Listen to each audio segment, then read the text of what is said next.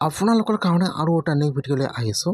সেইটো ভিডিঅ' হ'ল আপোনালোকে যদি আসাম ডাইৰেক্ট ৰিকুৱাৰমেণ্টত আবেদন কৰিছিল তেনেহ'লে কিন্তু আজি এডমিট কাৰ্ডটো আহি গৈছে।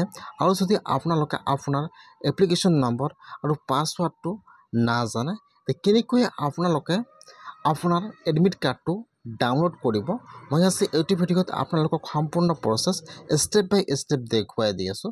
যদি আপোনালোকে এতিয়াও এডমিট কাৰ্ডটো ডাউনলোড কৰা নাই তেনেহ'লে আপোনালোকে আজি আপোনাৰ এডমিট কাৰ্ডটো ডাউনলোড কৰক। কেনেকৈ আপোনালোকে আপোনাৰ আসাম ডাইৰেক্ট ৰিকুৱাৰমেণ্টৰ এডমিট কাৰ্ডটো ডাউনলোড কৰিব, মই আজি এইটো ভিডিঅ'ত আপোনালোকক সম্পূৰ্ণ প্ৰচেছ ষ্টেপ বাই ষ্টেপ দেখুৱাই দি আছোঁ। আপোনালোকে জানিবলৈ হ'লে ভিডিঅ'টো সম্পূৰ্ণকৈ চাই ল'ব, স্কিপ নকৰাকৈ। আৰু যদি আপোনালোকে মোৰ চেনেলত নিউ হয় মোৰ চেনেলটো ছাবস্ক্ৰাইব কৰি ৰাখি দিব। এতিয়া আপোনালোকে ফাৰ্ষ্ট এইটো ৱেবছাইটত আহি যাব। মই কিন্তু আপোনাৰ সুবিধাৰ কাৰণে ৱেবছাইটৰ লিংকটো মোৰ ডিছক্ৰিপশ্যনত দি দিছোঁ। আপোনালোকে ডাইৰেক্ট ক্লিক কৰি ফাৰ্ষ্ট এইটো ৱেবছাইটত আহি যাব। হোৱাৰ পিছত আপোনালোকে ফাৰ্ষ্ট ইয়াত আপোনাৰ ব্ৰাউজাৰটো ডেস্কটপ ছাইড কৰি ল'ব। এতিয়া আপোনালোকে অলপমান তলত আহি যাব। ইয়াত চব লিংকটো অপেন কৰি দিয়া হৈছে। ইয়াত চব তিনিটা লিংক দিয়া আছে।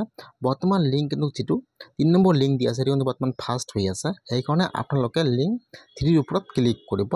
এতিয়া কিন্তু গেট 4ৰ এডমিট কাৰ্ডটো অহা নাই, এইটো পিছত আহিব। এতিয়া আপোনালোকে লিংক 3ৰ ওপৰত ক্লিক কৰিব। যেতিয়া আপোনালোকে লিংক 3ৰ ওপৰত ক্লিক কৰিব এতিয়া কিন্তু পেজটোত ওপেন হৈ গ'ল। আপোনালোকে অলপমান ৱেইট কৰিব। এতিয়া আৰু এটা পেজ ওপেন হৈ যাব এনেকুৱাকৈ। ফাৰ্ষ্ট ইয়াত আহি যাব এপ্লিকেশ্যন নম্বৰ আৰু পাছৱাৰ্ড। ইয়াত চাব এপ্লিকেশ্যন নম্বৰ আৰু পাছৱাৰ্ড।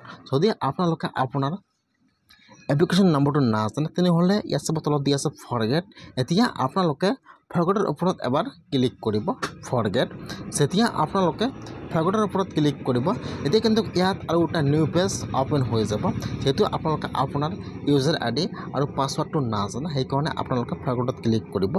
ইয়াত আহিছে মোবাইল নম্বৰ। এতিয়া আপোনালোকে ইয়াত আপোনাৰ ৰেজিষ্টাৰ মোবাইল নম্বৰটো বহাই দিব আৰু যিটো আপোনাৰ ডেট অফ বাৰ্থ আছে ইয়াত আপোনাৰ ডেট অফ বাৰ্থটো বহাই দিব। ফাৰ্ষ্ট মোবাইল নম্বৰ তাৰপিছত ইয়াত ডেট অফ বাৰ্থটো বহাই দিব। তাৰপিছত আপোনালোকে ছাবমিটত ক্লিক কৰিব। লগে কিন্তু আপোনাৰ ফোন নম্বৰত আপোনাৰ এপ্লিকেশ্যন নম্বৰটো আৰু আপোনাৰ মোবাইল নম্বৰটো বা আপোনাৰ পাছৱৰ্ডটো কিন্তু চেণ্ড কৰি দি দিব। এতিয়া আপোনালোকে আপোনাৰ SMS-টো অন কৰি চাই ল'ব। তাত কিন্তু আপোনাৰ এপ্লিকেশ্যন নম্বৰ আৰু পাছৱাৰ্ডটো আহি গৈছে। এতিয়া আপোনালোকে আৰু ওপৰ হোম পেজত আহি যায়।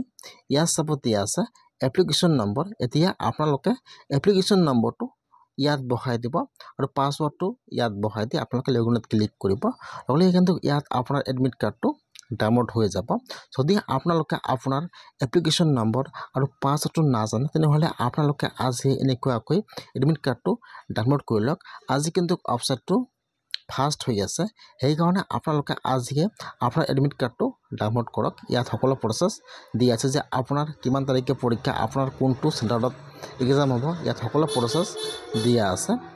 আপোনালোকে যদি এতিয়াও এডমিট কাৰ্ডটো ডাউনলোড কৰা নাই আজি আসাম ডাইৰেক্ট ৰিকুৱাৰমেণ্টৰ এডমিট কাৰ্ডটো মুকলি কৰি দিয়া হৈছে। আপোনালোকে আজি অতি সহজে এডমিট কাৰ্ডটো ডাউনলোড কৰি কিন্তু ৱেবছাইটটো বিজি হৈ যাব। সেইকাৰণে আপোনালোকে আজিয়ে আপোনাৰ এডমিট কাৰ্ডটো এনেকৈ ডাউনলোড কৰক।